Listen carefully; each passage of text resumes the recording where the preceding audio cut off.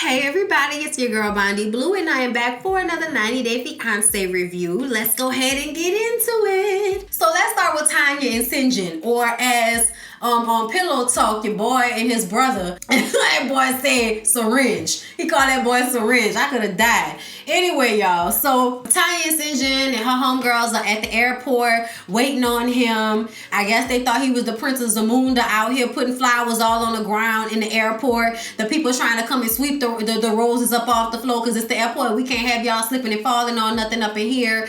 But, you know, they make the little man leave and still have some of the flowers on the floor for when he show up. And he show up and drop his bags all the way back here. I don't understand why they do that. Like, what?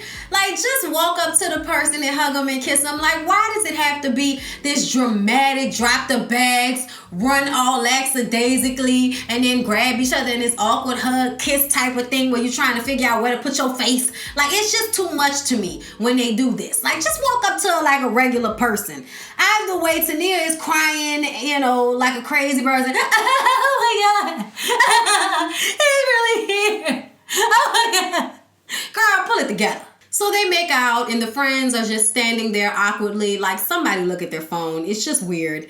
When they get back to the hotel, he is appreciative of the effort. You know, the rose petals, the sexy corner. He's appreciative. But the fact that they had to kick the homegirls out the room, I was like, now homegirls, y'all know what y'all are here for. Y'all a support team, okay? Which means we shouldn't have to actually kick y'all out of the hotel room. Y'all shouldn't have even came up here with us, okay? Y'all should have went to y'all room when we came up here to our room instead of y'all coming up here to our room and then us having to tell y'all that we need to have Mr. Nasty time. So please, we'll see y'all in 2 hours. Like, what? That was so weird and awkward to me. Y'all, Sinjin's energy is like over the top. But he seems cool. He seems cool. He seems like a nice guy. So far, so good. But they take a shower, then they have Mr. Nasty time, and then they meet the friends back downstairs so that they can go to Times Square. Tanya is extra as hell herself because she felt the need to blindfold him, stick a flag in his hand, put her purse on his arm, just all of this. And then finally, she opens up this sign that her and her friends have to hold that say, thanks for moving to the, you know, halfway across the world for me. And then he takes the blindfold off. Oh, it's Times Square! It's all dramatic and weird and awkward. And I thought it was hilarious on Pillow Talk when Annie was like, everybody knows what Times Square looked like. It's Times Square. Why are you screaming like that?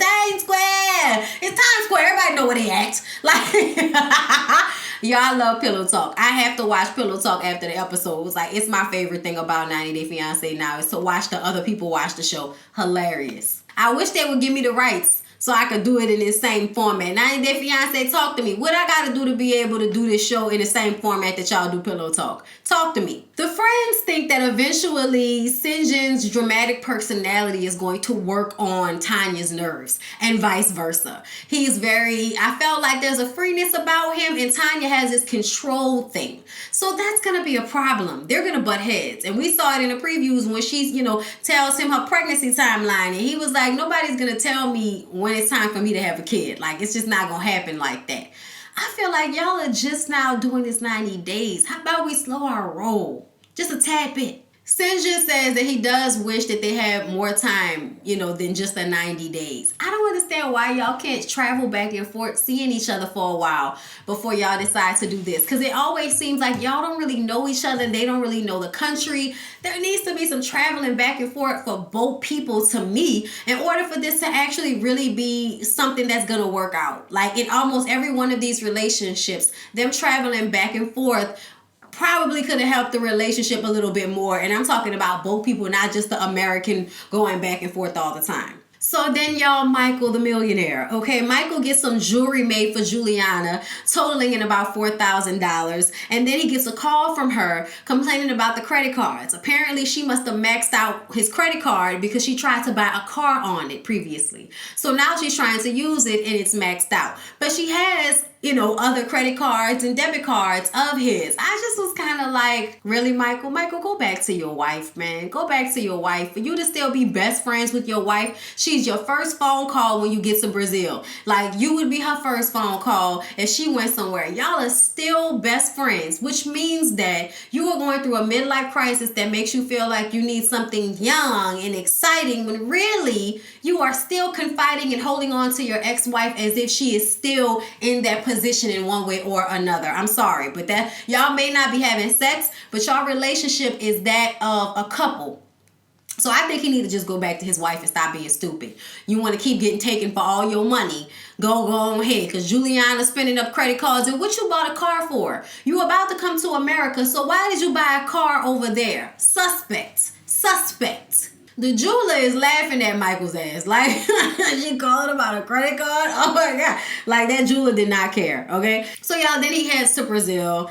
And, of course, when he lands, he's got to call his ex-wife, like I said. And then he goes to meet with Juliana, and she opens the door, and her hair is, like, blowing in the wind. And she's childlike beautiful and, you know, has this very sweet effervescence about her. And I just kind of feel like, oh, yeah, she whammy-bammy that ass. She says that Michael is her best friend. I said more like best benefactor, but okay. Y'all, at some point he makes a comment about, you know, you look like you haven't been eating. And she was like, yeah, you know, I've been sad because you haven't been here.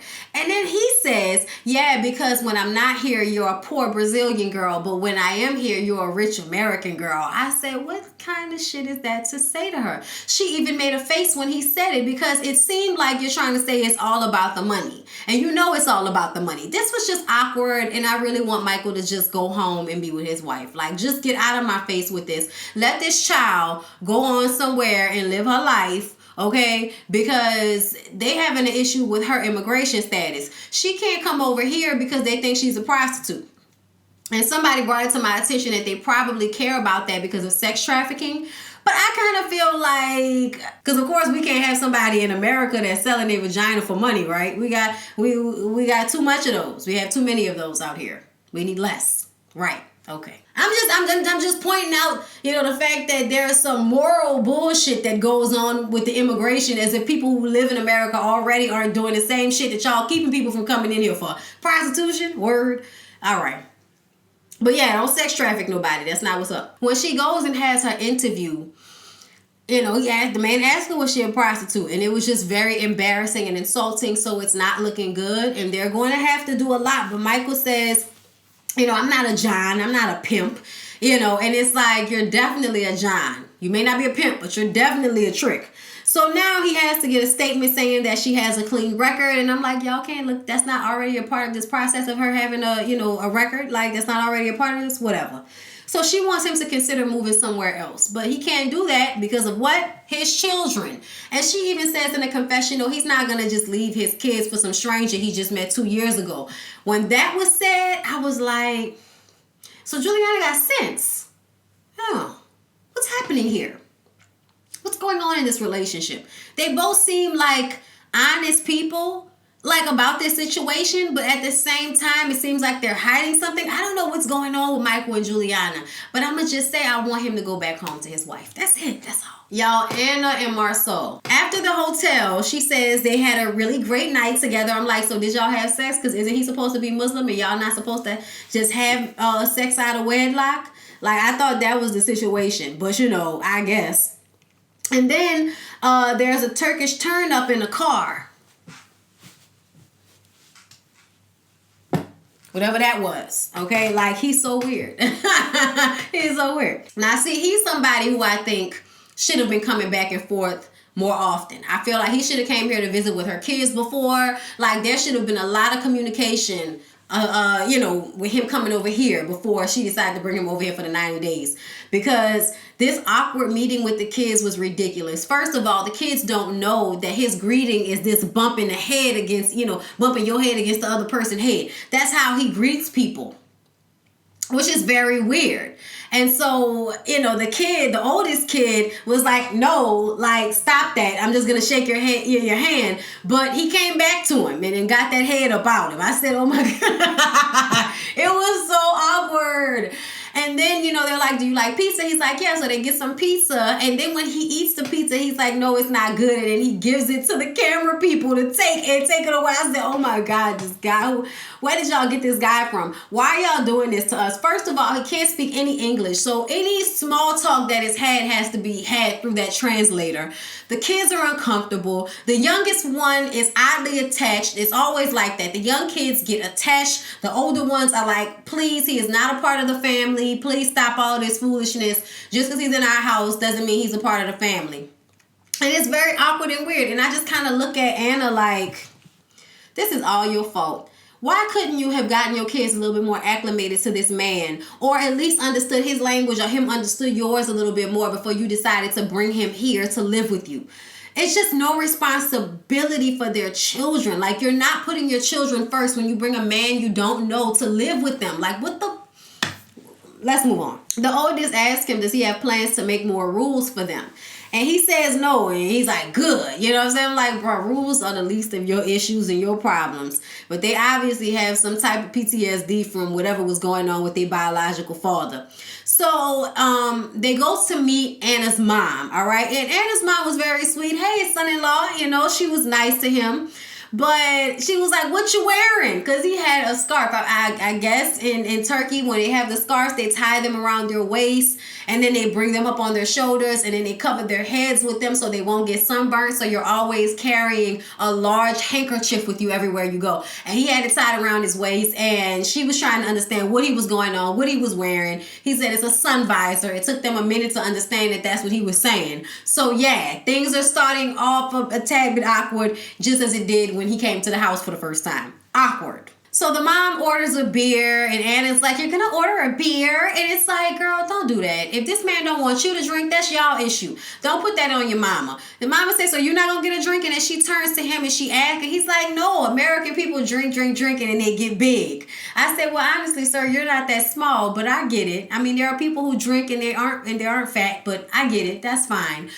So she doesn't drink. But I feel like the fact that you asked him means that you want to drink. So this is eventually going to become a problem. He can't talk. So how would he have even known if she, he doesn't understand the language. So how would he have even known if she had ordered a beer in the first place? Like, girl, you could have ordered a beer. He wouldn't have never knew. And so then we get to the mom being ignorant. We're in Nebraska, so I'm not surprised. We're in Nebraska, right? Wherever we are, there are ignorant people there.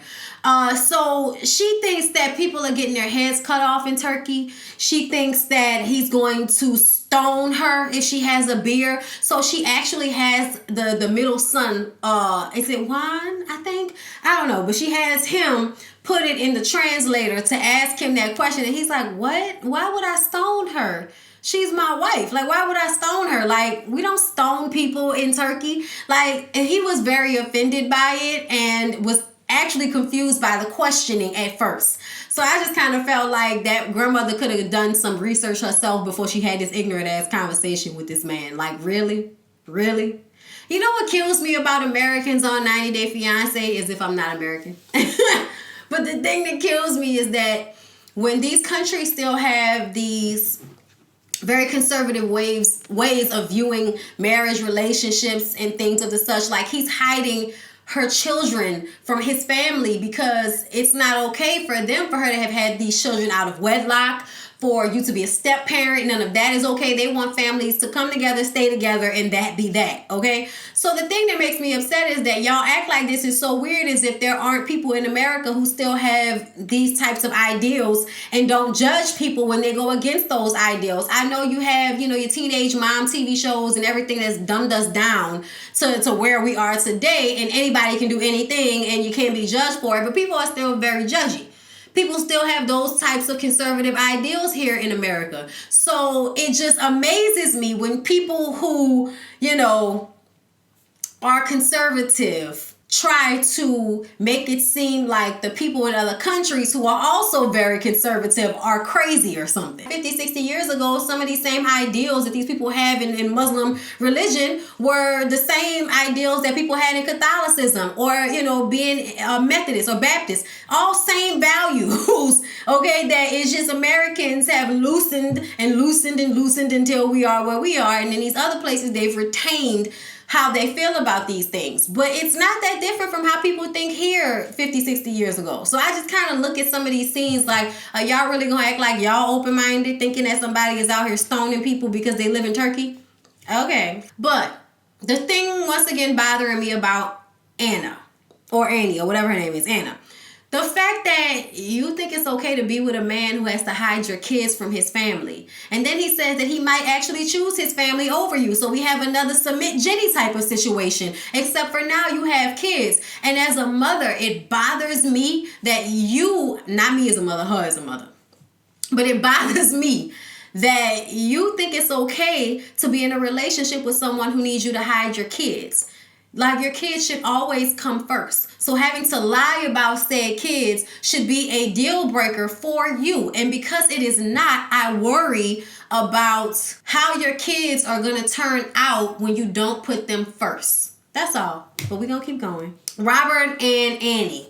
So Robert meets up with his friend Juan, who is from the Dominican Republic. And like I said last review, I didn't want, cast no wide net. I don't know all the Dominican girls out there. But Juan said that the Dominican girls want that money. And as soon as they come here and they get that green card, that's it. Okay, Juan says he very much believes that old girl is coming here to get her green card, and that is it. That is all. Does not think that she's actually in it for the right reasons with Robert. Robert, of course, gets defensive and says that Juan doesn't know her. He's never met her, so he can't make that assumption. But you sat down with him to hear his opinion because you knew how he felt. Boy, whatever. Okay, I have a whole nother set of problems with Robert. Robert goes and gets Annie from the airport, right? And he's waiting there for a nice little bit of time with flowers and with his little boy. And his little boy is being a kid and acting out, and he's getting tired, having a tantrum. And he just stands there and kind of ignores that his kid is having a temper tantrum. And I was just like,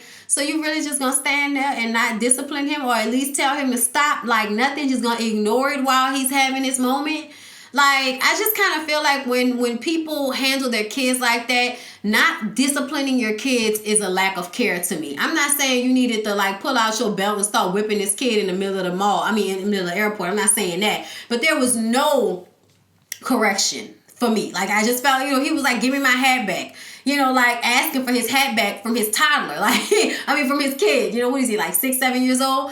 Another thing, once they do get Annie, I feel like he has put Annie on his son in a way that now the son is expecting a mom out of Annie. And I think that wasn't okay. I think that it was good that he knew who Annie was and there was some conversation and everything. But this is the first time that he's physically met her, and he wants her to be a mom to him. And then when they get back to the apartment, this girl is expecting to have sex with him. But then she finds out that they're all sleeping in the same full-size bed, or queen, whatever it was. But I'm trying to understand why, as a grown man, you're still sleeping in a bed with your son. At his age, he needs his own bed, first of all. But even if he was sleeping with you, most of the time, I still feel like he should have had his own bed in his own room.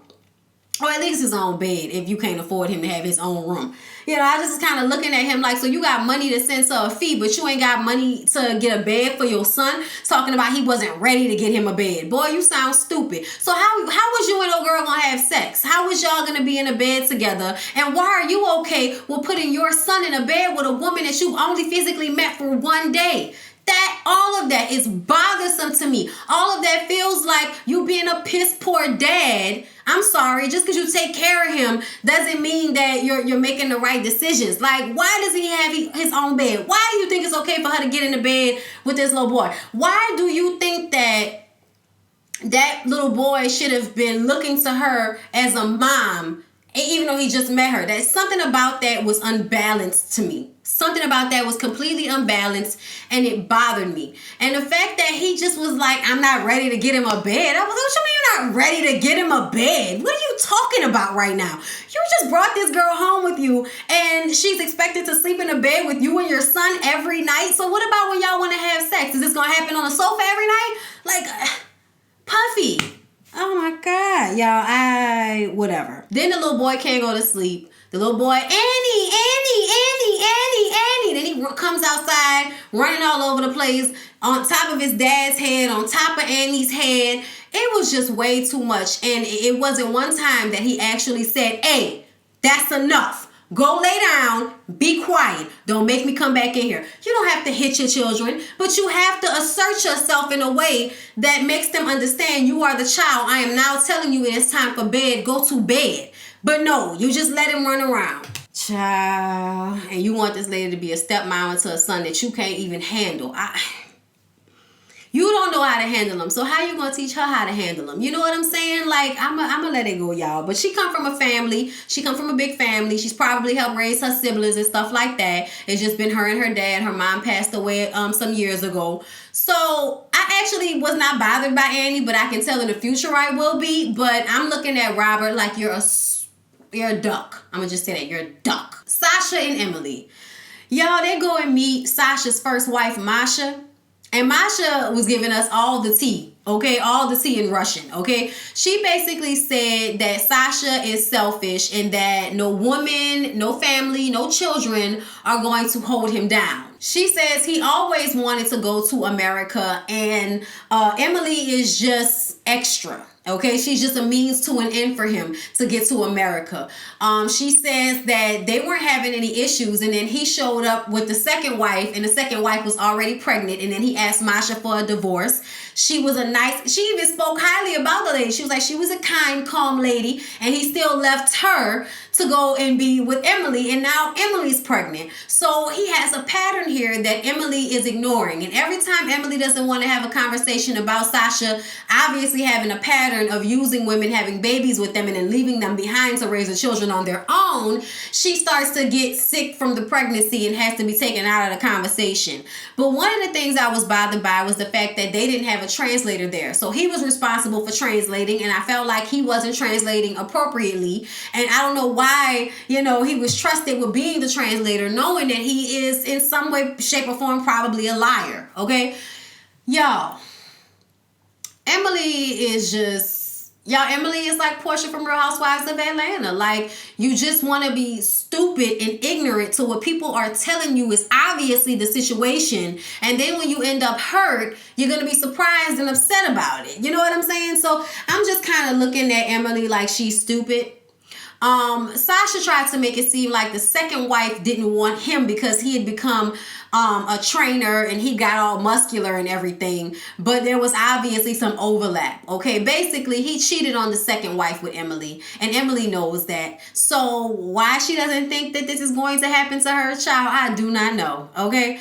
But when I saw the previews of her having that baby in that hospital, I was just like, she should have came back to America to have that baby, because it just seemed very sterile and cold with no one speaking your language. He's not very supportive. The doctor wasn't very supportive. It seemed like they were just trying to hold her down. Like, yeah, I just kind of felt like the situation looked real messed up, y'all.